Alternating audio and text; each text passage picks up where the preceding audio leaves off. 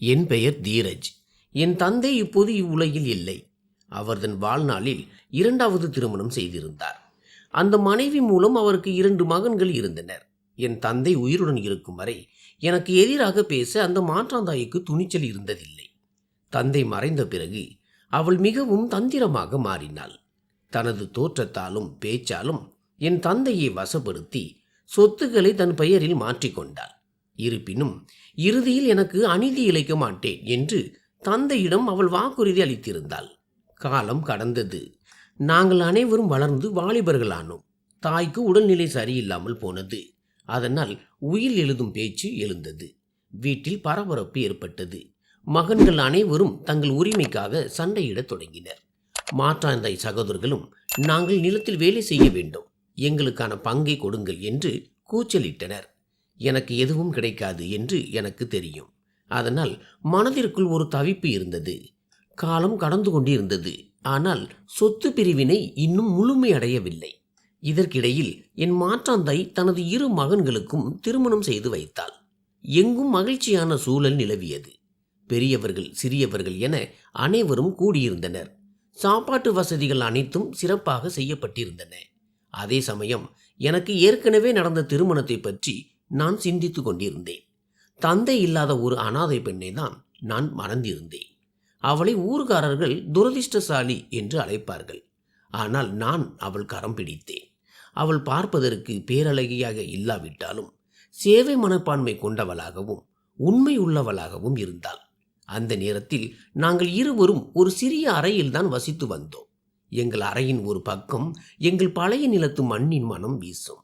மறுபுறம் மாற்றாந்தாயின் கண்கள் எப்போதும் எங்களை கண்காணித்து கொண்டே இருக்கும். அவர் காலடி சத்தம் தரையில் கேட்டாலே இதயம் நடுங்கும். எங்களின் ஒவ்வொரு சிறிய வேலையும் அவர் கண்களில் பட்டுவிடும். உயில் எழுதும் நாளன்று ஏதாவது கிடைத்து விடாதா, இந்த இடத்தை விட்டு தனியாக செல்ல மாட்டோமா என்ற ஒரே ஒரு எதிர்பார்ப்பு மட்டும்தான் மனதில் இருந்தது. அவர்களுக்கு நாங்கள் எந்த விதத்திலும் முக்கியமானவர்கள் கிடையாது.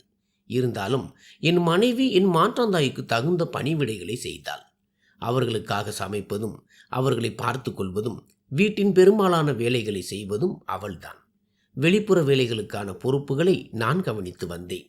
இவ்வளவு செய்தும் நாங்கள் ஒருபோதும் நல்லவர்களாக கருதப்படவில்லை. எப்போதும் எங்களை மோசமானவர்களாகவே பார்த்தார்கள். ஆனாலும் நாங்கள் ஒவ்வொரு பொறுப்பையும் மனப்பூர்வமாக செய்தோம். என் தந்தையின் வீட்டிலேயே நான் ஒரு மாற்றாந்தாய் மகனாக மாற்றப்பட்டிருந்தேன். உண்மையில் எந்த சொத்து பிரிவினை பற்றி பேசப்படுகிறதோ அது நியாயப்படி எனக்கே சொந்தமானது. ஆனால் அம்மா எல்லாவற்றையும் தன் பெயருக்கு மாற்றிக்கொண்டாள். நான் வளர்ந்து ஆளான அதே முற்றத்தில் அதே மண்ணில் விளையாடி வளர்ந்த எனக்கு அந்த வீட்டில் ஒரு அந்நியனை போன்ற நிலை ஏற்பட்டது. நான் இந்த வீட்டின் உண்மையான வாரிசு இல்லை என்பது ஒவ்வொரு விஷயத்திலும் எனக்கு உணர்த்தப்பட்டது. ஆனால் சேவை மற்றும் வேலை என்று வரும்போது மட்டும் அனைவரது பார்வையும் என் மீதும் என் மனைவி மீதும் தான் இருக்கும். விடியற் காலையிலேயே இருட்டாக இருக்கும் போதே தண்ணீர் பிடிப்பதற்கோ கால்நடைகளுக்கு தீவனம் போடுவதற்கோ அல்லது சமைப்பதற்கோ உத்தரவுகள் வர தொடங்கிவிடும். சாவித்திரி அம்மாவின் சொந்த மகன்கள் அவர்களுக்கு எந்த பணிவிடையும் செய்யவில்லை. அவர்களுடைய மருமகள்களும் எந்த வேலையிலும் கை வைக்கவில்லை. அவர்கள் தங்கள் அறைகளில் நிம்மதியாக ஓய்வெடுப்பார்கள். ஆனால் சிறு விஷயத்திற்கும் நாங்கள் தான் அழைக்கப்படுவோம்.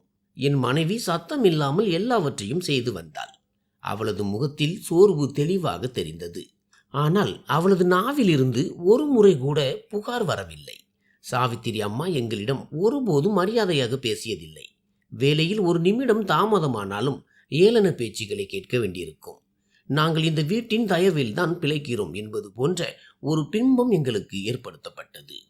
உண்மை என்னவென்று அனைவருக்கும் தெரிந்திருந்தும் யாரும் அதை பற்றி பேச தயாராக இல்லை. இரவில் அனைவரும் தங்கள் அறைகளுக்கு சென்ற பிறகு நானும் என் மனைவியும் முற்றத்தில் அமர்ந்து ஒருவரை ஒருவர் பார்த்து கொள்வோம். அந்த மௌனத்திலேயே எல்லாம் எங்களுக்கு புரிந்துவிடும். எங்களுக்கு அநீதி இழைக்கப்படும் என்று முன்னரே ஒரு சந்தேகம் இருந்தது. உயிலை பற்றி பேசி வரும்போதெல்லாம் மனதில் ஒரு விசித்திரமான பாரம் ஏறும். இருந்தாலும் அதற்காக எங்களை நாங்களே தயார்படுத்தி கொண்டோம். இந்த வீட்டில் சேவை செய்வது மட்டுமே எங்களது உரிமை என்பதை எங்கோ ஒரு இடத்தில் ஏற்றுக்கொண்டோம். அம்மா உயிலை வாசித்த போது ஆரம்பத்திலிருந்தே நான் எதை பயந்தேனோ அதுதான் நடந்தது. அனைவரும் அறையில் அமர்ந்திருந்தார்கள். அங்கே மயான அமைதி நிலவியது. அம்மாவின் குரலில் எந்த தயக்கமும் இல்லை. அவர் வளமான நிலங்களை தனது 2 மகன்களின் பெயரில் எழுதினார். அதுதான் நிலத்தின் மிகப்பெரிய மற்றும் சிறந்த பகுதியாகும். அதை கொண்டுதான் பல ஆண்டுகளாக எங்கள் வாழ்க்கை ஓடிக்கொண்டிருந்தது. அதோடு நான் என் சிறு வயதை கழித்த என் தந்தையின் வியர்வை துளிகளுக்கு சாட்சியாக இருந்த அந்த வீட்டையும் அவர்களின் பெயரிலேயே எழுதிவிட்டனர். இறுதியாக அம்மா மலையடிவாரத்தை நோக்கி சைகை காட்டி, அங்கே பல ஆண்டுகளாக தரிசாக கிடக்கும் ஒரு நிலத்துண்டு என் பெயரில் வழங்கப்படுவதாக கூறினார். அந்த நிலத்தில் எதுவும் விளையாது என்பதால் என் தந்தை கூட அந்த நிலத்தில் வேலை செய்வதை நிறுத்திவிட்டிருந்தார். இந்த உயில் உண்மையில் எனக்கு எதிரானது என்பதை நான் புரிந்து கொண்டேன். ஏனெனில் ஒரு விவசாயிக்கு தரிசு நிலம் என்பது வெறும் கையோடு இருப்பதற்கு சமம். அதை மீண்டும் வளமாக்க பல வருட கடின உழைப்பு தேவைப்படும், அல்லது அது ஒருபோதும் சாத்தியமே இல்லாமல் போகலாம். நான் என் மனைவியை பார்த்தேன். அவள் கண்களில் கண்ணீர் மல்க நின்றாள். ஆனால் எதுவும் பேசவில்லை. சொல்ல துடித்தும் வார்த்தைகள் ஏதும் இல்லாதது போல நாங்கள் இருவரும் வானத்தையே பார்த்தபடி மௌனமானோம். அந்த தரிசு நிலத்திற்கு அருகில் ஒரு சிறிய வீடு இருந்தது. 4 சுவர்களும் ஒரு அறையும் மட்டுமே கொண்ட அந்த இடத்தில் சமையலறையோ குளியலறையோ இல்லை. உங்களுக்கு விருப்பம் இருந்தால் அங்கே சென்று தங்கிவிடுங்கள் என்று அம்மா திட்டவட்டமாக கூறிவிட்டாள். ஏனெனில் இப்போது இந்த வீடு அவர்களுடைய மகன்களுக்கு சொந்தமானது. அவர்களின் மனைவிகள் ஒரு மாற்றாந்தை மகனையும் அவனது மனைவியையும் சகித்து கொள்ள மாட்டார்கள். இந்த ஒரே வாக்கியம், இது அனைத்தும் ஏற்கனவே திட்டமிடப்பட்டது என்பதையும் எங்களை வீட்டிலிருந்து வெளியேற்ற முழுமையான சதி நடந்திருப்பதையும் தெளிவுபடுத்தியது. நாங்கள் அமைதியாக எங்களது சிறிய மூட்டை முடிச்சுகளை எடுக்க தொடங்கினோம். துணிமணிகள், பாத்திரங்கள் மற்றும் சில அத்தியாவசிய பொருட்கள். என் மனைவி அடிக்கடி என்னை பார்த்து கொண்டே இருந்தாள். பிறகு மெதுவாக, நீங்கள் ஏன் எதுவும் சொல்ல மாட்டேன் என்கிறீர்கள்? ஏதேனும் செய்யக்கூடாதா என்று கேட்டாள். அதற்கு நான் அவளை பார்த்து, நான் என்ன செய்ய முடியும் என்று மட்டும் கேட்டேன். என்னால் எதுவும் செய்ய முடியவில்லை. காகிதங்களில் அந்த நிலம் எங்களுடையதாக இருக்கலாம், ஆனால் அது எதற்கும் உதவாது. பல ஆண்டுகளாக அங்கே ஒரு காட்டு செடி கூட முளைத்தது இல்லை. நானும் ஒரு விவசாயி. விவசாயம் செய்யாவிட்டால் நான் வேறு என்ன செய்வேன்? அந்த நொடியில் என் உலகம் முடிந்து விட்டதாக உணர்ந்தேன். நிலமும் இல்லை, வீடும் இல்லை, ஆதரவும் இல்லை. கையில் ஏற்பிடித்திருந்தும் மூச்சு விடக்கூட மறுக்கும் ஒரு தரிசு நிலத்தின் முன்னே ஒரு விவசாயி திகைத்து நின்றேன். நாங்கள் வீட்டை விட்டு வெளியேறினோம். போய் வாருங்கள், உடம்பை பார்த்து கொள்ளுங்கள் என்றோ அல்லது ஏதேனும் தேவைப்பட்டால் சொல்லுங்கள் என்றோ கூட ஒருவரும் சொல்லவில்லை. எங்களை தடுக்க யாரும் முயலவில்லை. யாரும் திரும்பி பார்க்க கூட இல்லை. நாங்கள் அந்த வீட்டின் ஒரு பகுதியாகவே ஒருபோதும் இருந்ததில்லை என்பது போல இருந்தது. என் கால்கள் கனமாக இருந்தன. ஆனாலும் நான் நடந்து கொண்டே இருந்தேன். ஏனென்றால் நிற்பதற்கு இப்போது எந்த காரணமும் மிச்சமில்லை. அந்த தரிசு நிலத்தை நான் முன்பே பார்த்திருக்கிறேன். அதனால் அங்கு சென்றால் நாம் எதையெல்லாம் சகித்து கொள்ள வேண்டும் என்ற ஊகம் எனக்கு இருந்தது. ஆனால் என் மனைவி அதை ஒருபோதும் பார்த்ததில்லை. சில ஆண்டுகளுக்கு முன்புதான் அவள் திருமணம் செய்து கொண்டு என் வாழ்க்கையில் வந்தாள். நாங்கள் அங்கு சென்றடைந்த போது மாலை மங்கி சூரியன் மறைந்து கொண்டிருந்தது. மலையடிவாரத்தில் பறந்து விரிந்து கிடந்த அந்த நிலம் தூரத்தில் இருந்தே ஒரு உயிரற்ற நிலம் போல தெரிந்தது. மண்ணில் பசுமையோ அல்லது ஈரப்பதமோ இல்லை. அங்கங்கே நிலம் வெடித்து கிடந்தது. பல ஆண்டுகளாக அதன் நலனை பற்றி யாரும் விசாரிக்கவே இல்லை என்பது போல தோன்றியது. மக்கள் அதன் மீது குப்பைகளை வீசியிருந்தனர். உடைந்த பாட்டில்கள், பழைய துணிகள் மற்றும் பயனற்ற பொருட்கள் நாலாபுறமும் சிதறி கிடந்தன. நான் அமைதியாக இதையெல்லாம் பார்த்து கொண்டிருந்தேன். என் மனைவி மௌனமாக இருந்தாள். அவள் முகத்தில் ஆச்சரியமும் இருந்தது, அதே சமயம் பயமும் இருந்தது. பிறகு நாங்கள் அந்த 4 சுவர்கள் கொண்ட வீட்டை நோக்கி சென்றோம். சுவர்கள் நின்றிருந்தன, ஆனால் அதன் கதவை யாரோ கலற்றி சென்றிருந்தனர். சுவர்களில் மண் படிந்திருந்தது. உள்ளே மயான அமைதி நிலவியது. அந்த அறை பார்ப்பதற்கு ஓரளவுக்கு பரவாயில்லை என்று தோன்றியது. ஆனால் மின்சார வசதியோ அல்லது தண்ணீர் வசதியோ இல்லை. நான் உள்ளே சென்று சாமான்களை வைத்தேன். ஒரு மூலையை சுத்தம் செய்தேன். மண், புதர் மற்றும் ஒரு துணியை விரித்து மனைவியை அமர சொன்னேன். ஆனால் அவள் அப்படியே நின்று கொண்டிருந்தாள். பிறகு மெதுவாக பேசத் தொடங்கினாள். என்னை இந்த பாழடைந்த கட்டிடத்தில் வைப்பதற்காகவா திருமணம் செய்து அழைத்து வந்தீர்கள்? இங்கே சமையலறை இல்லை, குளியலறை இல்லை, மின்சாரம் இல்லை, தண்ணீரும் இல்லை. நாம் இங்கே எப்படி வாழ்வோம்? இதற்கு நாம் பழைய வீட்டிலேயே இருந்திருக்கலாம். அவள் பேசுவதை கேட்டு நான் சத்தம் இல்லாமல் வெளியே வந்தேன். அந்த தரிசு நிலத்தை பெற்றுக்கொண்டு என்னால் எதுவும் சொல்ல முடியவில்லை. உண்மையில் இது என் தந்தையின் சொத்து, அவர்களுடையது அல்ல. இப்போது நான் அவர்களிடம் என்ன சொல்வேன்? நான் என்ன நினைக்கிறேன் என்று அவள் கேட்டுக்கொண்டே இருந்தாள். என்னிடம் எந்த பதிலும் இல்லை. சிறிது நேரத்திற்கு பிறகு நான் இவ்வளவுதான் சொன்னேன். உன்னுடைய ஆதங்கம் முற்றிலும் நியாயமானதுதான். இங்கே மனிதர்கள் என்ன, மிருகங்கள் கூட வசிக்க முடியாது. ஆனால் நீயே சொல், நான் என்ன செய்திருக்க முடியும்? என் தந்தையே என்னை கவனிக்காத போது அந்த மாற்றாந்தாயிடமும் சகோதரர்களிடமும் நான் என்ன எதிர்பார்க்க முடியும்? நீ மட்டும்தான் எனக்கு உரியவள். நீ எனக்கு துணையாக இருப்பாய் என்ற ஒரு நம்பிக்கை மட்டும்தான் என்னிடம் உள்ளது. அவள் அமைதியானாள். அவள் கண்களில் இருந்து கண்ணீர் வழிந்தது. அவள் ஒரு பெண். ஒரு பெண்ணால் இதை தவிர வேறு என்ன செய்ய முடியும்? அவளால் அழத்தான் முடிந்தது. அவள் அழுது கொண்டிருந்தாள். அந்த பாழடைந்த அறையில் தரிசு நிலையத்திற்கு மத்தியில் எங்கள் வாழ்க்கை ஒரு புதிய துயரத்துடன் தொடங்கியது. பிறகு நாங்கள் இருவரும் சேர்ந்து அந்த இடத்தை சுத்தம் செய்தோம். அங்கே ஒரு கயிறு கட்டில் கிடந்தது. இரவில் படுக்கை விரித்து அங்கேயே உறங்கினோம். என்னிடம் கொஞ்சம் பணம் இருந்தது. அதிகாலையிலேயே ஒரு பிளம்பரை அழைத்து வந்தேன். தண்ணீர் இணைப்பு இருப்பதாகவும் தற்போதைக்கு ஒரு புதிய குழாய் மட்டும் பொருத்தினால் போதும் என்றும் அவர் கூறினார். சரி, செய்து விடுங்கள் என்று சொன்னேன். தண்ணீருக்கு ஒரு வழி கிடைத்து விட்டது. ஆனால் அந்த தண்ணீர் உப்பாக இருந்தது. குடிப்பதற்கும் உதவாது, விவசாயத்திற்கும் பயன்படாது. இப்படிப்பட்ட நீரை கொண்டு நிலத்தை எப்படி வளமாக்க முடியும்? எனக்கு நிறைய தண்ணீர் தேவைப்பட்டது. ஆனால் அந்த நேரத்தில் அதை பற்றி சிந்திப்பதை தவிர்த்தேன். முதலில் அடுப்பு எரிந்து சமையல் நடக்க வேண்டும் என்பதற்காக ஒரு எரிவாயு சிலிண்டரை நிரப்பி எடுத்து வந்தேன். பாத்திரங்கள் இல்லை. அவற்றையும் புதிதாக வாங்கினேன். என் மனைவியின் பிறந்த வீட்டாரும் தங்களால் இயன்ற உதவியை செய்தார்கள். ஆனால் அவர்களும் எங்களைப் போலவே ஏழைகள்தான். அவர்களிடம் அதிகமாக எதுவும் இல்லை. நாங்கள் தூங்குவதற்காக ஒரு கட்டிலையும் படுக்கை விரிப்புகளையும் கொடுத்தார்கள். தண்ணீருக்காக ஒரு கூலரை தந்து அதில் தண்ணீரும் நிரப்பி கொடுத்தார்கள். அவர்களால் அவ்வளவுதான் முடிந்தது. அவர்கள் ஒரு பெண்ணை பெற்ற தாயும் தந்தையும் அல்லவா? ஒரு பெண் வீட்டார் தங்களால் முடிந்ததை செய்வார்கள்.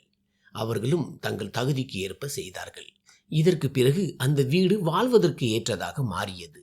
ஆனால் இப்போது ஒரு குளியலறை தேவைப்பட்டது. அதற்கும் ஏற்பாடு செய்து வீட்டின் ஒரு பக்கத்தில் சிறிய குளியலறையை கட்டினேன். அது பார்க்க அப்படியே ஒரு கோவிலில் இருப்பதை போல இருந்தது. ஆனால் எங்களுக்கு அதுவே போதுமானதாக இருந்தது. என் மனைவி சொல்ல தொடங்கினால், நாம் பூஜ்ஜியத்தில் வந்து நிற்கிறோம். நம்மிடம் இப்போது எதுவுமே இல்லை. இதையெல்லாம் சரி செய்து ஒரு நிலைக்கு கொண்டு வருவதற்குள்ளேயே நாம் இறந்து விடுவோம். நம் பிள்ளைகளும் அவமானத்திலேயே வாழ்வார்கள். ஏனென்றால் அவர்களுக்கு விட்டு செல்ல நம்மிடம் எதுவுமே இருக்காது. அதற்கு நான், கடவுள் நமக்கு குழந்தையை கொடுக்க வேண்டாம், அதற்கு பதிலாக அவர் மகிழ்ச்சியாவது கொடுத்திருக்கலாம் என்றேன். மனைவி சொன்னால், ஒருவேளை இந்த வீட்டில் அந்த மகிழ்ச்சி கிடைத்து விட்டாலும் குழந்தையை இங்கு எப்படி வளர்ப்போம்? இப்போது வானிலை நன்றாக இருக்கிறது. ஆனால் கடும் குளிரோ அல்லது கடும் வெயிலோ வரும்போது என்ன செய்வோம்? அவளுடைய கேள்வி முற்றிலும் சரியானதே. ஆனால் எங்களால் என்ன செய்ய முடியும்?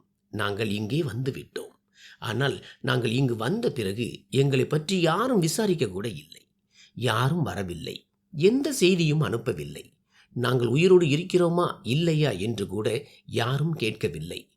அந்த வீட்டில் நாங்கள் வாழ்ந்ததே இல்லை என்பது போல எங்களை மறந்தே போனார்கள். அல்லது நாங்கள் சென்றதால் அவர்கள் மிகவும் மகிழ்ச்சி அடைந்திருக்கலாம். அவர்கள் வாழ்க்கையில் நாங்கள் அப்படி என்ன துயரத்தை கொண்டு வந்தோம் என்பதுதான் சிந்திக்க வேண்டிய விஷயமாக இருந்தது. என் மனைவி ஒரு வேலைக்காரியை போல அனைவருக்கும் வேலை செய்தாள். சமைப்பது, வீட்டை சுத்தம் செய்வது, பாத்திரங்களை கழுவுவது என எல்லாவற்றையும் செய்தாள். நானும் வீட்டு வேலைகளோடு வயல்களிலும் கடினமாக உழைத்தேன். அவர்களை பொறுத்தவரை அந்த வீட்டிலிருந்து 2 வேலைக்காரர்கள் போய்விட்டார்கள், அவ்வளவுதான். ஆனாலும் அவர்களுக்கு எங்கள் இழப்பு ஒரு குறையாகவே தெரியவில்லை. இங்கு நாங்களோ இந்த தரிசு நிலத்தில் இன்னல்களால் சூழப்பட்டிருந்தோம். முழுமையான உணவு வசதி இல்லை. தண்ணீருக்கு நிலையான ஆதாரம் எதுவும் இல்லை. பல நேரங்களில் தூரத்தில் இருந்து தண்ணீர் கொண்டு வந்துதான் காலம் தள்ள வேண்டியிருந்தது. மின்சார வசதி இல்லாததால் இரவு வந்தாலே அடர்ந்த இருள் சூழ்ந்து கொள்ளும்.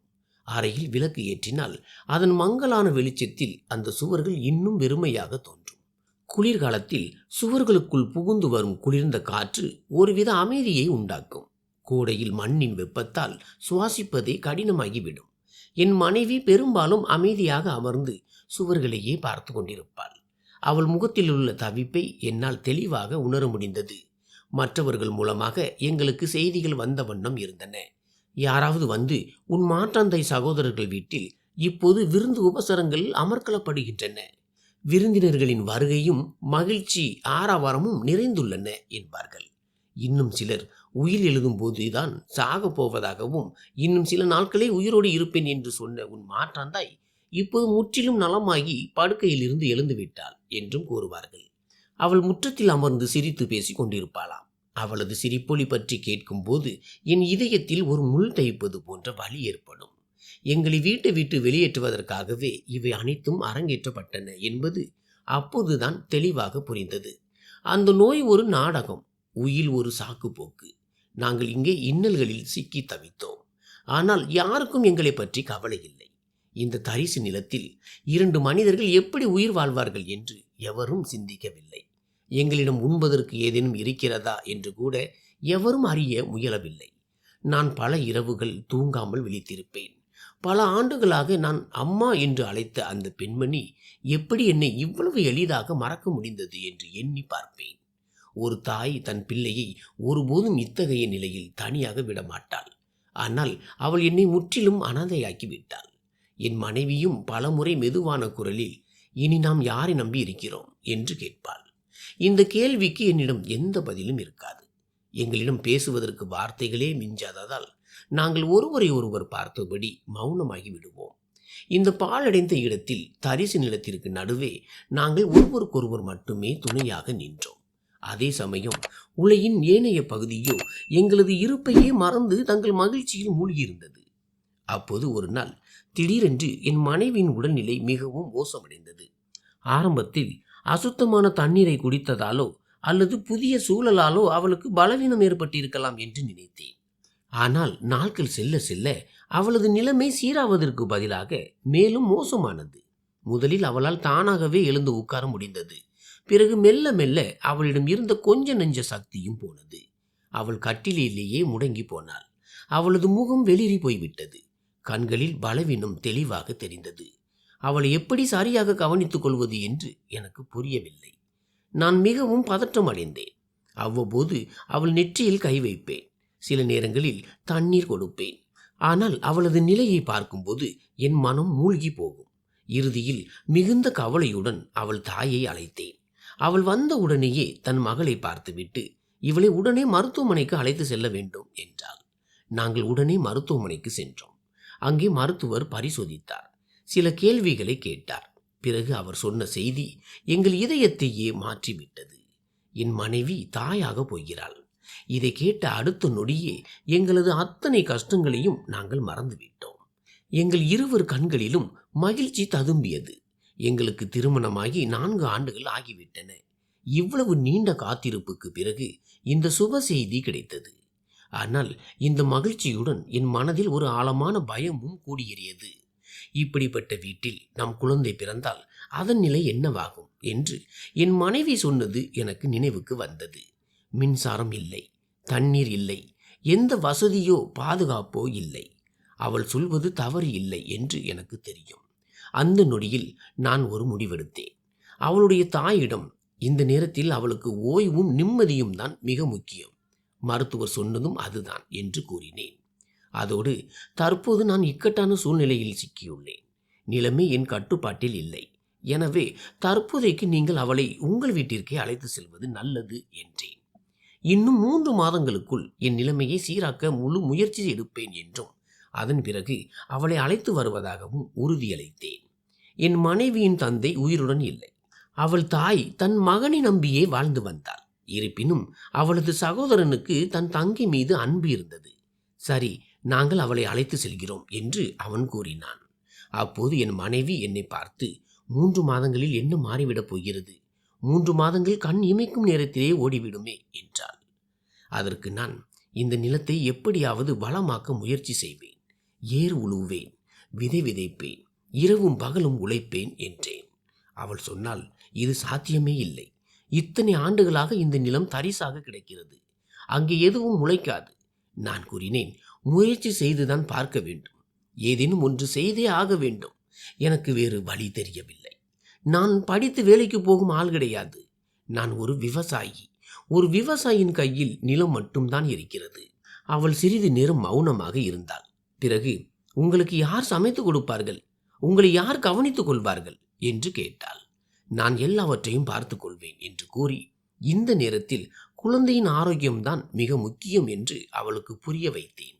இவ்வளவு நீண்ட காத்திருப்புக்கு பிறகு கடவுள் நமக்கு இந்த மகிழ்ச்சியை கொடுத்திருக்கிறார். எனவே அந்த சிறிய மென்மையான உயிரை பற்றி நாம் சிந்திக்க வேண்டும். நான் பெரியவன், என் வேலைகளை நானே செய்து கொள்வேன் என்றேன். இதை கேட்டதும் அவளுக்கு சற்று ஆறுதல் கிடைத்தது. அவள் கண்களில் கண்ணீரும் கவலையும் ஒரு சேர தெரிந்தன. பிறகு அவள் தன் தாயுடன் அவர்கள் வீட்டிற்கு சென்றாள். அவள் சொல்வதை நான் வெகு நேரம் பார்த்து கொண்டிருந்தேன். என் மனம் உள்ளுக்குள் வெறுமையாகி போனது. இப்போது நான் முற்றிலும் தனிமரமாகிவிட்டேன். அந்த தரிசு நிலம், சிதிலமடைந்த ஒரு சிறிய அறை, என் இதயத்தில் எண்ணற்ற கேள்விகள். அந்த 4 சுவர்களுக்குள் நின்று கொண்டு அந்த மண்ணையே உற்று பார்த்தபடி, இனி என்ன செய்வது? எங்கிருந்து தொடங்குவது? உண்மையிலேயே இந்த தரிசு நிலத்தில் இருந்து என் வாழ்க்கையும் பிறக்கப் போகும் என் குழந்தையின் எதிர்காலத்தையும் என்னால் செதுக்க முடியுமா என்று சிந்தித்து கொண்டிருந்தேன். அங்கு கழிந்த முதல் இரவு மிகவும் விசித்திரமாக இருந்தது. அறையில் ஆழ்ந்த நிசப்தம் நிலவியது. ஆனால் அந்த நிசப்தத்திற்குள்ளும் ஒரு சொல்லப்படாத இரைச்சல் இருந்தது. வெளியே எங்கும் இருள் சூழ்ந்திருந்தது. ஒரு விளக்கும் எரியவில்லை. எந்த சத்தமும் கேட்கவில்லை. நான் கட்டிலில் படுத்து புரண்டு கொண்டிருந்தேன். ஆனால் தூக்கம் என் கண்களை விட்டு வெகு தூரம் விலகி போயிருந்தது. அந்த நேரத்தில் என் மனைவி தன் பிறந்த வீட்டில் இருப்பாள் என்பது எனக்கு தெரியும். அங்கே அவளுக்கு தூய்மையான தண்ணீர், நல்ல உணவு, மென்மையான படுக்கை மற்றும் தாயின் அரவணைப்பு என நிம்மதி கிடைத்து கொண்டிருக்கும். அதை நினைக்கும் போது என் மனதிற்கு சற்று ஆறுதலாக இருந்தது. அதே சமயம் 3 மாதங்களுக்குள் நான் ஏதாவது செய்து காட்ட வேண்டும் என்ற பாரமும் என் இதயத்தில் இறங்கியது. அன்று மாலை நான் சந்தையில் இருந்து ஒரு மண்வெட்டியையும் கோடாரியையும் வாங்கியிருந்தேன். இனி நானே தான் நிலத்தை உழ வேண்டும், நானே தான் மண்ணை பிளக்க வேண்டும் என்பது எனக்கு தெரிந்திருந்தது. என்னிடம் எந்த இயந்திரமும் இல்லை, உரமும் இல்லை, உதவியும் இல்லை. என்னிடம் இருந்ததெல்லாம் கொஞ்சம் விதைகள் மட்டும்தான். காய்கறிகளை விளைவித்தால் உணவிற்கும் வழி கிடைக்கும். மிச்சத்தை விற்று 2 நேர சோற்றிற்கும் வழி தேடலாம் என்று நினைத்தேன். இத்தகைய எண்ணங்கள் மன ஓட்டத்தில் ஓடிக்கொண்டிருக்க நான் அறியாமலேயே கண் அயர்ந்து விட்டேன். கனவில் என் தந்தை வந்தார். என் சிறுவயது நாட்களில் வலிமையாகவும் புன்னகையுடனும் இருந்த அதே தந்தை. என் சொந்த தாய் உயிருடன் இருந்தபோது இந்த மாட்டாந்தாயும் மாற்றாந்தாய் சகோதரர்களும் என் வாழ்க்கையில் வராத காலத்தில் இருந்த தந்தை. அவர் என் கையை பிடித்து கொண்டார். அவர் கரங்களின் வெப்பத்தை என்னால் தெளிவாக உணர முடிந்தது. அவர் சொன்னார், நீ என் அன்பு மகன். நான் உன்னை மிகவும் நினைத்து பார்க்கிறேன். நான் உன்னை மிகவும் நேசிக்கிறேன். நான் அவரை பார்த்து, நீங்கள் என்னை இவ்வளவு நேசித்திருந்தால் எனக்கு ஏன் இவ்வளவு கெடுதல் செய்தீர்கள் என்று கேட்டேன். அதற்கு என் தந்தை ஒரு பெருமூச்சுடன், நான் மிகவும் நிர்கதியாக இருந்தேன். நான் அப்படி செய்யாமல் இருந்திருந்தால் உன் உயிருக்கே ஆபத்து ஏற்பட்டிருக்கும். அதனால்தான் வேறு வழியின்றி நான் அப்படி செய்ய வேண்டியதாயிற்று என்றார். நான் சொன்னேன், உங்கள் சூழ்நிலையால் என் வாழ்க்கையே அழிந்து விட்டது. இப்போது நான் என்ன செய்வேன்? எனக்கும் குழந்தை பிறக்கப் போகிறது. அதற்கு நான் என்ன கொடுப்பேன்? என்னிடம் எதுவுமே இல்லையே. அப்பா என் கண்களை உற்று பார்த்து, உன்னிடம் எல்லாமே இருக்கிறது என்றார். நான் ஆச்சரியத்துடன், எப்படி அப்பா என்று கேட்டேன். அவர், உழைத்துப் பார், உனக்கு எல்லாமே கிடைக்கும் என்றார். உன் கைகள் வலிமையாக உள்ளன. உன் தன்னம்பிக்கை உயிருடன் இருக்கிறது. நிலமும் உன்னிடமே இருக்கிறது. நீ உழைப்பை மட்டும் கொடு என்றார் அவர். நான் இந்த சிந்தனையிலேயே மூழ்கியிருந்த போது திடீரென ஒரு எண்ணம் தோன்றியது. அப்பாதான் இப்போது உயிரோடு இல்லையே, பிறகு நான் யாருடன் பேசிக் கொண்டிருக்கிறேன்? இந்த எண்ணம் வந்தவுடனேயே என் கண்கள் திறந்தன. அந்த அறை முன்பை போலவே வெறுமையாகவும் இருள் அடர்ந்தும் இருந்தது. அப்போதுதான் இது ஒரு கனவு என்று எனக்கு புரிந்தது. ஆனால் அந்த கனவில் கேட்ட வார்த்தைகள் என் இதயத்தில் ஆழமாக பதிந்து விட்டன. அப்பாவின் முகம் எப்படி இருந்தது, அல்லது அவர் வேறு என்ன சொன்னார் என்பது எனக்கு நினைவில்லை. ஆனால் உன்னிடம் எல்லாமே இருக்கிறது, நீ உழைத்து பார் என்ற அந்த ஒரு வாக்கியம் மட்டும் எனக்குள் எதிரொலித்து கொண்டே இருந்தது. நான் எழுந்து உட்கார்ந்து வெளியே வானத்தை பார்த்தேன். இரவு முடிந்து மெல்லிய ஒளி பரவ தொடங்கியிருந்தது. அந்த நொடியே என் மனதில் ஒரு முடிவெடுத்தேன். இன்றே நான் நிலத்தை தோண்ட தொடங்குவேன். இன்றே மண்வெட்டியை எடுப்பேன். இன்றே அந்த தரிசு நிலத்துடன் என் போராட்டத்தை தொடங்குவேன். ஏனென்றால் இப்போது என்னிடம் தோற்று போவதற்கு வேறு வழியே இல்லை. அந்த நிலம் பல ஆண்டுகளாக யாரும் தொடாததால் மிகவும் கடினமாகி போயிருந்தது. முதலில் அங்கு சிதறி கிடந்த குப்பைகளை அகற்ற முடிவு செய்தேன். அங்கொன்றும் இங்கொன்றுமாக அசுத்தங்கள் நிறைந்திருந்தன. அதிலிருந்து வீசிய துர்நாற்றம் சுவாசிப்பதையே கடினமாக்கியது. நான் அவ்வப்போது மூச்சு வாங்கி கொண்டு மீண்டும் வேலையில் இறங்குவேன். ஈக்கள் சுற்றிலும் மொய்த்து கொண்டிருந்தன. அடிக்கடி கைகளிலும் வந்து அமர்ந்தன. அந்த நேரத்தில் என் மனதில் ஒரே ஒரு எண்ணம் தான் மீண்டும் மீண்டும் எழுந்தது. இந்த நிலத்தில் விளையும் காய்கறிகளை நானே எப்படி உண்ண முடியும்? ஏனென்றால் மக்கள் இதை ஒரு குப்பை கிடங்காக மாற்றியிருந்தனர். நான் குப்பைகளை அகற்ற அகற்ற உள்ளுக்குள் என் மனம் உடைந்து கொண்டிருந்தது. கைகள் நடுங்கின. வியர்வை கண்ணுக்குள் இறங்கியது. கண்ணீரோ தானாகவே வழிந்தோடியது. நான் என்ன செய்து கொண்டிருக்கிறேன்? இதையெல்லாம் எப்படி சரி செய்வேன் என்று எண்ணமிட்டேன். இது ஆரம்பம்தான். ஆனால் அதற்குள்ளேயே உடல் ஒத்துழைக்க மறுக்கும் அளவிற்கு நான் சோர்வடைந்திருந்தேன். இருந்தாலும் நிற்பதற்கு என்னிடம் வேறு வழியும் இல்லை. அடுத்த நாள் நான் மெல்ல மெல்ல மண்ணை அங்கும் இங்கும் கிளறத் தொடங்கினேன். ஆனால் விரைவில் ஒன்று புரிந்தது. தண்ணீர் இல்லாமல் இது சாத்தியமில்லை என்று. காய்ந்த மண் கல்லை போல கடினமாக இருந்தது. மண்வெட்டியும் அதில் சரியாக இறங்கவில்லை. அங்கிருந்த தண்ணீர் உப்பாக இருந்தது. உப்பு நீர் நிலத்தை இன்னும் மோசமாக்கும் என்று எனக்கு தெரிந்திருந்தது. இருந்தாலும் நான் அதே தண்ணீரை மண்ணில் தெளித்துவிட்டு முழு பலத்தையும் திரட்டி மண்வெட்டியால் உழத் தொடங்கினேன். மேற்பரப்பு நிலம் கெட்டு போயிருக்கலாம், ஆனால் அடியில் இருக்கும் மண் இன்னும் வளமாக இருக்க வாய்ப்புள்ளது என்ற எண்ணம் எனக்குள் தோன்றியது. இந்த நம்பிக்கையின் துணையோடு ஓரிடத்தில் மட்டும் ஆழமான குழி தோண்டி அதிலேயே விதைகளை விதைக்கலாம் என்று முடிவெடுத்தேன். முழு உழைப்பையும் போட்டு நான் குழியை தோண்டத் தொடங்கினேன். தோள்கள் வலிக்கத் தொடங்கின. முதுகு குனிந்து விட்டது. ஆனால் நான் நிற்கவில்லை. ஏனென்றால் என் அத்தனை நம்பிக்கைகளும் அந்த ஒரு குழியோடு தான் பிணைக்கப்பட்டிருந்தன. அந்த நேரத்தில் ஒரு மனிதர் அந்த வழியாக கடந்தார்.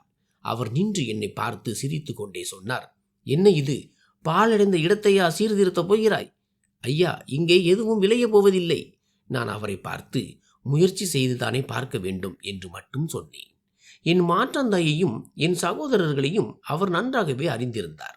அவர் என்னை ஏளனம் செய்யும் விதமாக, அவர்கள் அனைவரும் சொகுசாக இருக்கிறார்கள், உன்னை மட்டும் இங்கே தூக்கி எறிந்து விட்டார்களே என்று கூறினார். அவர் சொன்ன அனைத்தையும் என் இதயத்திற்குள் வாங்கி கொண்டேன்.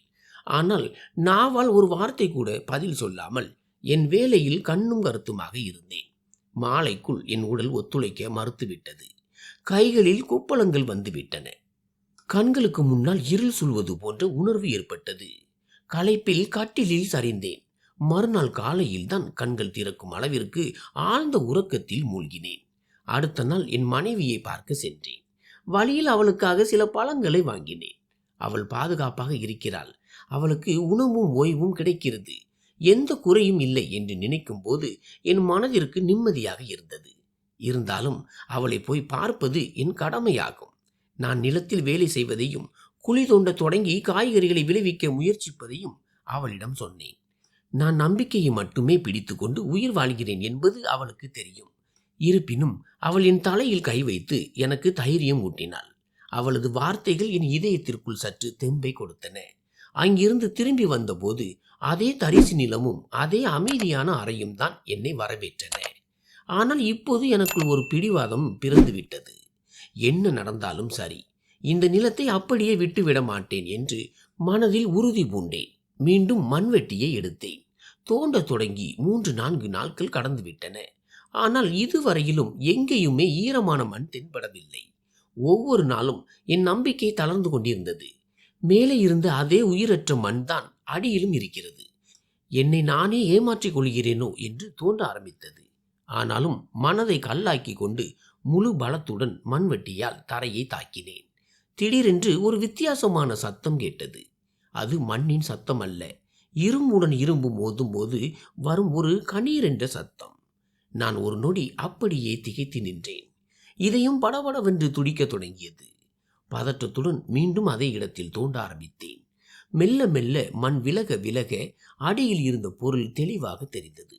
அதை பார்த்ததும் என் காலடியில் இருந்த பூமியே நழுவுவது போன்ற உணர்வு ஏற்பட்டது. மண்ணுக்கு அடியில் ஒரு சிறிய பானை புதைந்து கிடந்தது. சுமார் 5 கிலோ எடையுள்ள அந்த பானையின் மீது ஒரு முத்திரை பதிக்கப்பட்டிருந்தது.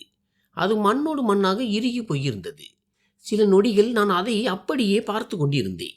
ஒருவேளை என் தந்தை எப்போதாவது இதை மறைத்து வைத்திருப்பாரோ, அல்லது இது பழங்காலத்தை சேர்ந்ததோ என்ற எண்ணம் என் மனதில் ஓடியது. என் அதிர்ஷ்ட கதவு திறந்து விட்டதாக நான் உணர்ந்தேன். உடனடியாக அதை வெளியே எடுக்க முற்பட்டேன். ஆனால் அது அவ்வளவு எளிதாக வரவில்லை. ஏனெனில் அது மிகவும் ஆழமாக பதிந்திருந்தது. நான் வியர்வையில் நனைந்து போனேன். கைகள் நடுங்கின. முதுகில் கடுமையான வலி ஏற்பட்டது. ஆனாலும் நான் நிறுத்தவில்லை. சில நாட்களுக்கு முன்பு அந்த வழியாக சென்று என் மாற்றாந்தாயையும் சகோதரர்களையும் பற்றி பேசிய அந்த மனிதன் நான் இதையெல்லாம் செய்வதை பார்த்து விட்டான் என்பதும், உடனே சென்று அவர்களிடம் செய்தியை சொல்லிவிட்டான் என்பதும் எனக்கு தெரியாது. அந்த பானையை தோண்டி எடுப்பதற்குள் ஒரு நாள் முழுவதுமே கடந்து விட்டது. சூரியன் மறையத் தொடங்கியது. மாலை நேரத்தின் நிழல்கள் நீண்டு கொண்டிருந்தன. இறுதியாக அந்த பானையை மண்ணில் இருந்து வெளியே எடுத்து தரையில் வைத்தபோது திடீரென பின்னால் யாரோ வரும் காலடி சத்தம் கேட்டது. நான் திரும்பி பார்த்தால் அது என் மாற்றாந்தாயும் என் 2 மாற்றாந்தாய் சகோதரர்களும் அங்கே நின்று கொண்டிருந்தனர். அவர்கள் திடீரென்று எப்படி இங்கே வந்தார்கள் என்று எனக்கு புரியவில்லை. திகைத்து போனேன். அவர்களின் பார்வை அந்த பானையின் மீதே நிலைத்திருந்தது. பேராசை அவர்களின் கண்களில் தெளிவாக தெரிந்தது. நிச்சயமாக இதில் தங்கம் இருக்கும். இது எங்களுக்கு சொந்தமானது. ஏனெனில் இந்த நிலம் எங்கள் தந்தையுடையது. இதில் இருந்து வெளிவரும் எதற்கும் எங்களுக்கு தான் உரிமை உண்டு என்றனர். நான் கோபமாகவும் உறுதியாகவும், இந்த நிலத்தை நீங்கள் ஏற்கனவே என் பெயருக்கு மாற்றிவிட்டீர்கள். இப்போது இது எனக்கு சொந்தம். இதிலிருந்து எது கிடைத்தாலும் அது எனக்கே சேரும் என்றேன். அவர்கள் முன்னால் வந்து, நாங்கள் இதை எடுக்க வந்திருக்கிறோம், எடுத்தே தீர்வோம் என்றனர்.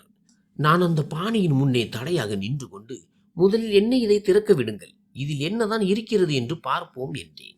எக்காரணம் கொண்டும் இந்த பானையை யாரிடமும் கொடுக்கக்கூடாது என்பதில் நான் உறுதியாக இருந்தேன். அதற்கு நான் என்ன வேண்டுமானாலும் செய்ய தயாராக இருந்தேன். காற்றில் ஒருவித பதட்டம் நிலவியது. சூரியன் மறைந்து கொண்டிருந்த வேளையில் அந்த தரிசு நிலத்தில் நின்றிருந்த எங்கள் அனைவருடைய நிழல்களும் நீண்டு கொண்டே சென்றன. நடக்கப் போவது என் வாழ்க்கையின் மிக முக்கியமான தருணம் என்பது எனக்கு தெரிந்திருந்தது.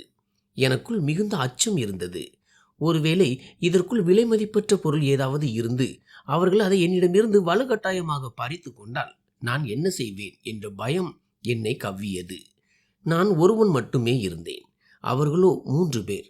அவர்களின் கண்களில் பேராசை அப்பட்டமாக தெரிந்தது. ஆனால் இப்போது பின்வாங்குவதற்கு வழியே இல்லை. நான் அந்த பானையின் மூடியை திறந்தேன். அதற்குள்ளும் மண் தான் நிறைந்திருந்தது. ஒரு நொடி நான் நிம்மதி பெருமூச்சு விட்டேன். ஆனால் அதே சமயம் என் இதயத்திற்குள் ஒரு ஏமாற்றமும் இறங்கியது. நான் கைகளால் அந்த மண்ணை அள்ளி வெளியே போட்டுக்கொண்டே இருந்தேன். ஆனால் மண் தீர்வதாகவே தெரியவில்லை. ஒவ்வொரு கைப்பிடி மண் வெளியே வரும்போதும் என் நம்பிக்கையும் குறைந்து கொண்டே இருந்தது. இதுவரை எந்த நகையோ மின்னும் பொருளோ தங்கமோ கண்ணில் படவில்லை. இதற்கிடையில் என் மனதில் ஒரு கேள்வியும் எழுந்தது. இதற்குள் ஒருவேளை நகைகள் இருந்தாலும் அவை யாருடையதாக இருக்கும்? ஏனெனில் என் சொந்த தாயிடம் இவ்வளவு பெரிய நகைகளை நான் பார்த்ததே இல்லை. என் தந்தையிடமும் இவ்வளவு தங்கம் வாங்குவதற்கு ஏது இவ்வளவு பணம்? அப்படியே இருந்தாலும் ஒரு பானை முழுவதையும் நிரப்பும் அளவிற்கு தங்கம் அவரிடம் இருக்குமா என்பது என் அறிவிற்கு எட்டாத விஷயமாக இருந்தது. இந்த எண்ணங்கள் எல்லாம் என் மூளையில் ஓடிக்கொண்டிருந்தாலும் இதயத்தின் ஏதோ ஒரு மூலையில் ஒரு சிறிய நம்பிக்கை மிச்சம் இருந்தது. ஒரு தங்கச் சங்கிலி கிடைத்தாலாவது என் கஷ்டங்கள் தீருமே என்று தோன்றியது. ஏனெனில் தற்போதைய தங்கத்தின் விலை எவ்வளவு அதிகம் என்பது ஊரில் உள்ள அனைவருக்கும் தெரியும். ஆனால் உண்மை என்னவென்றால் அந்த பானையிலிருந்து தங்கமோ அல்லது நகையோ எதுவும் வெளிவரவில்லை. கடைசி பிடி மண்ணை வெளியே எடுத்தபோது ஒரு தடிமனான பிளாஸ்டிக் உறை தென்பட்டது. அது மிக அழகாக முத்திரையிடப்பட்டு மூடப்பட்டிருந்தது. அதனுள்ளே சில காகிதங்கள் இருந்தன. நான் ஒரு நொடி திகைத்து நின்றேன். என் இதயம் படபடவென்று துடிக்க தொடங்கியது. அந்த உரையை கையில் எடுத்தபோது என் கைகள் நடுங்கின. என் மாற்றாந்தாயும் என் 2 சகோதரர்களும் அந்த உரையையே உற்று பார்த்து கொண்டிருந்தனர். அதை இப்போதே பறித்து கொள்வார்கள் என்பது போல அவர்கள் பார்வை இருந்தது. நான் அந்த உரையை திறந்தேன். அதற்குள் சில ஆவணங்களுடன் ஒரு கடிதமும் இருந்தது. நான் முதலில் அந்த கடிதத்தை எடுத்து சத்தமாக படிக்கத் தொடங்கினேன். அந்த கடிதம் என் தந்தையிடமிருந்து வந்திருந்தது. அவருடைய கையெழுத்தை பார்த்ததுமே என் தொண்டை அடைத்தது. ஆனால் நான் என்னை கட்டுப்படுத்தி கொண்டு தொடர்ந்து படித்தேன். அப்பா எழுதியிருந்தார். சாவித்திரியின் கண்களில் இப்போது பேராசை தெரிவதை என்னால் உணர முடிகிறது. அவள் விரைவில் இந்த வீட்டையும் நிலத்தையும் தன் பெயருக்கு மாற்றிக்கொள்வாள். அதன் மூலம் எல்லாம் அவளுக்கே சொந்தமாகும். ஆனால் என் மகன் தீரஜிக்கு என்னால் அநீதி இழைக்க முடியாது. கடிதத்தில் மேலும் எழுதியிருந்தது, நகரத்தில் உள்ள சுமார் 10,000 சதுர அடி பரப்பளவு கொண்ட பங்களாவை நான் என் மகன் தீரஜ் பெயரில் எழுதி வைக்கிறேன்.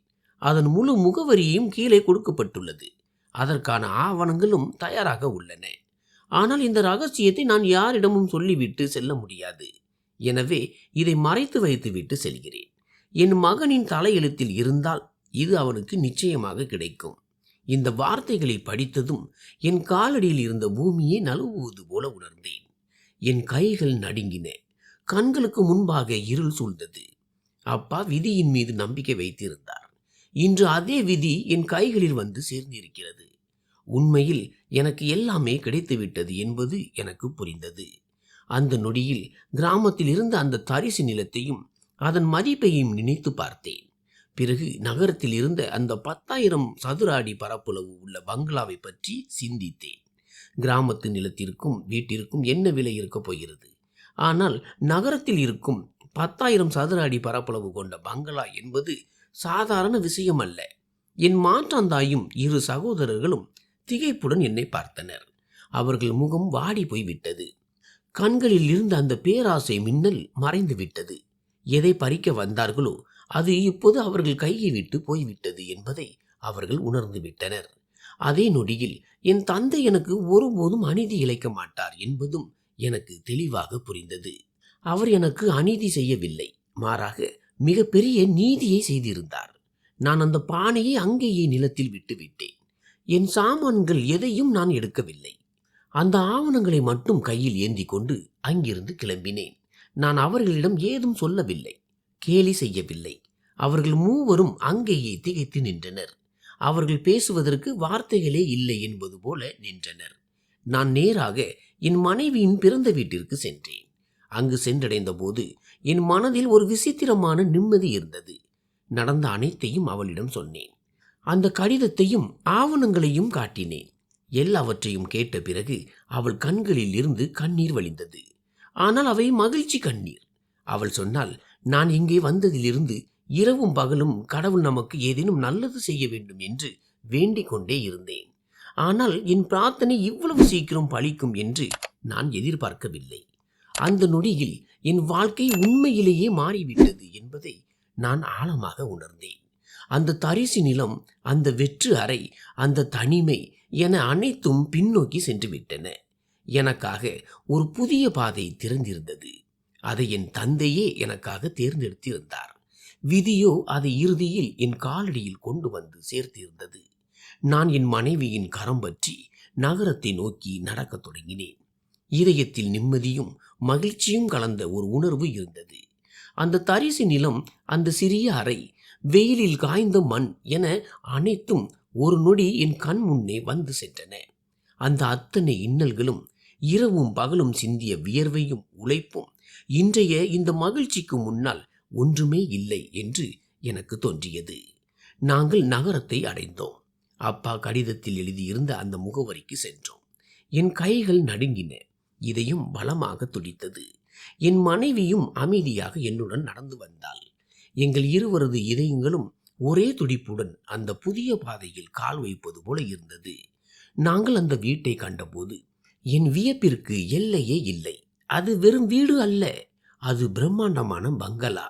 ஒரு பணக்காரர்களின் கனவில் இருப்பதை போன்ற வீடு அது. பெரிய வெள்ளை நிற தூண்கள், அகலமான ஜன்னல்கள், முன்னால் பரந்த முற்றம் என ஒவ்வொன்றிலும் ஒரு நினைவு தெரிந்தது. எங்கள் ஊர் முழுவதிலும் கூட யாருக்கும் இவ்வளவு பெரிய வீடு இருந்திருக்காது.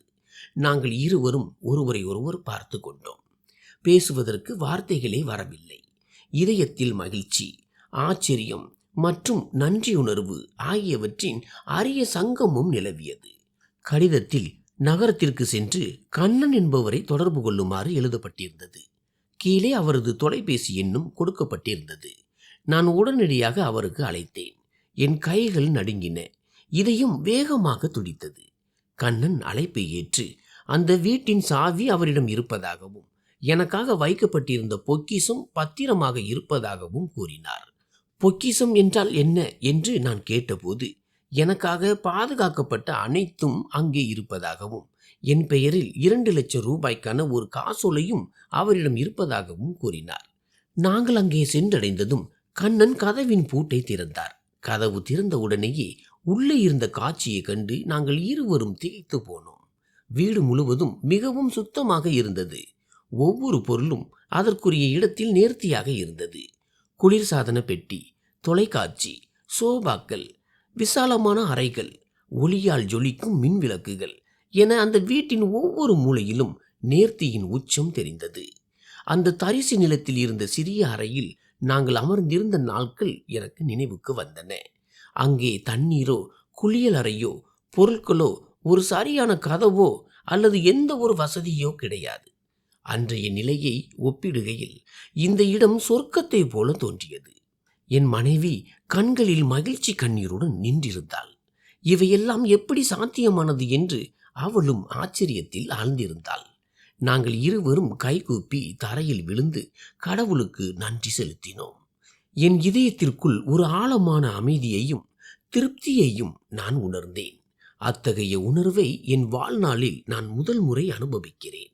உழைப்பு, காத்திருப்பு, பிரார்த்தனை மற்றும் விதி ஆகியவற்றால் மட்டுமே இது சாத்தியமானது என்று எனக்குள் சொல்லிக் கொண்டேன். பிறகு எங்கள் புதிய வாழ்க்கையின் தொடக்கமாக அமைந்த அந்த லட்சக்கணக்கான ரூபாய்க்கான காசோலையை கையில் எடுத்தேன். என் மனைவிக்கும் பிறக்கப் போகும் குழந்தைக்கும் அமைதி மற்றும் செழிப்புமிக்க ஒரு வலுவான அடித்தளத்தை அமைப்பதற்காக இந்த பணத்தை கொண்டு நகரத்தில் ஒரு தொழிலை தொடங்க வேண்டும் என்று நான் மனதிற்குள் உறுதி பூண்டேன். நான் தொழிலை தொடங்கினேன். இறைவனின் அருளால் அது மிகவும் சிறப்பாக நடைபெற தொடங்கியது. ஒவ்வொரு நாளும் முன்னேற்றத்திற்கான புதிய பாதைகள் திறந்தன. செல்வம் பெருகியது. அதோடு எங்கள் தன்னம்பிக்கையும் உயர்ந்து கொண்டே சென்றது. காலம் கடந்தது. எங்கள் வாழ்க்கை முற்றிலும் மாறிப்போனது. சில ஆண்டுகளுக்கு பிறகு எங்களுக்கு ஒரு அழகான பெண் குழந்தை பிறந்தது. அது விதி எங்களுக்கு அளித்த மற்றும் ஒரு விலைமதிப்பற்ற மகிழ்ச்சி. அவளது சிரிப்பும் மழலைத்தனமும் அந்த சிறிய காலடிகளும் எங்கள் இதயத்தை மகிழ்ச்சியால் நிரப்பின. அவளது வளர்ப்பில் நாங்கள் எந்த குறையும் வைக்கவில்லை. அவளுக்கு அன்பையும் நிம்மதியையும் வழங்க எங்களால் இயன்ற அனைத்தையும் செய்தோம். இப்போது நாங்கள் ஒருவருக்கொருவர் மகிழ்ச்சியாக வாழத் தொடங்கினோம். இதயத்தில் இப்போது பயமோ, கோபமோ அல்லது ஏதோ ஒன்று இல்லை என்ற குறையோ இருக்கவில்லை. நகரத்து வாழ்க்கை, வெற்றிகரமான தொழில் மற்றும் வீட்டின் அனைத்து வசதிகளும் எங்களிடம் இருந்தன. எங்களுக்கு எதற்கும் தட்டுப்பாடு ஏற்படவில்லை.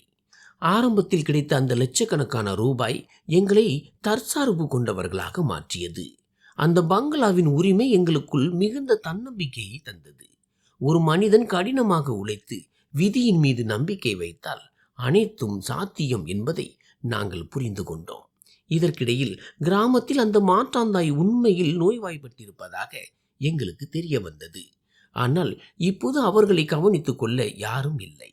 ஏனெனில் என் மாற்றாந்தாய் சகோதரர்களும் தாயும் நிலத்தை விற்றுவிட்டது மட்டுமன்றி அவர்கள் வாழ்க்கையில் இப்போது சுயநலம் மட்டுமே எஞ்சியிருந்தது. நான் மண்ணுக்கும் குப்பைக்கும் நடுவே உழைத்து கொண்டிருந்த அந்த நாட்கள் எனக்கு நினைவுக்கு வந்தன. அந்த இன்னல்களும் சோர்வும் என் விதியின் ஒரு சிறிய சோதனை மட்டுமே.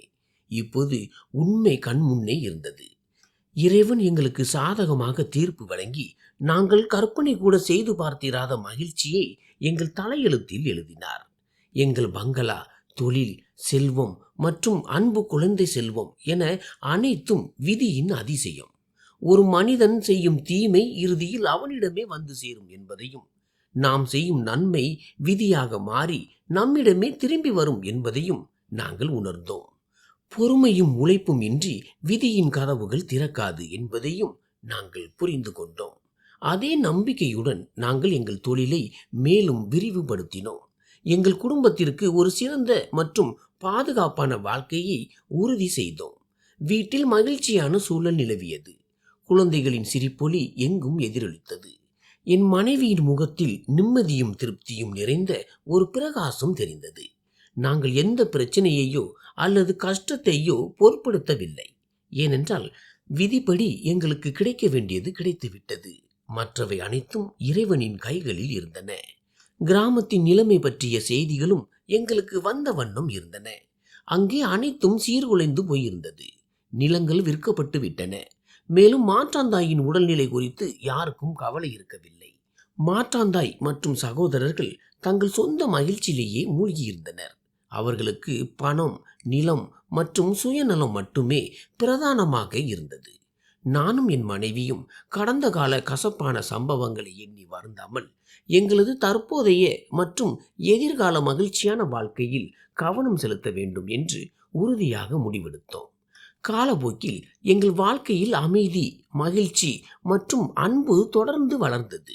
எங்களது பங்களா, எங்களது தொழில் மற்றும் எங்களது அன்பு செல்வமே எங்களது முழு உலகமாக மாறின.